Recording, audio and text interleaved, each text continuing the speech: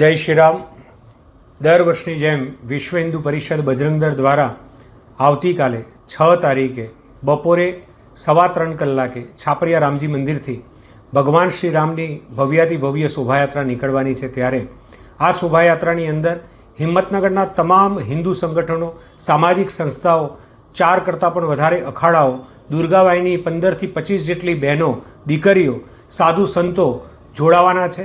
અને એની અંદર તમામે તમામ લોકો ભેગા મળીને રામ ભગવાન અમારા આરાધ્ય દેવ છે અને એમના માટે અમે આ શોભાયાત્રાની અંદર જોડાઈને તમામને ભગવાન શ્રી રામ જેવું જીવન જીવ્યા છે એવું જીવન જીવવા માટે પ્રેરણા આપવાના છે. આ શોભાયાત્રા છાપરિયા રામજી મંદિરથી નીકળી છાપરિયા 4 રસ્તા થઈ, ટાવર ચોક થઈ, પ્રતાપગઢ પેટ્રોલ પંપથી હાથમતી પુલ નીચેથી રામજી મંદિર મહેતાપુરા ખાતે પૂર્ણાહુતિ પામશે.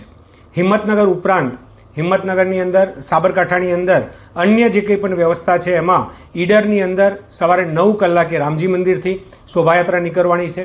બડોલીની અંદર ઈશ્વરપુરાથી 15 ગામની અંદર બાઇક રેલી સ્વરૂપે સવારે 7 વાગે શોભાયાત્રા નીકળવાની છે.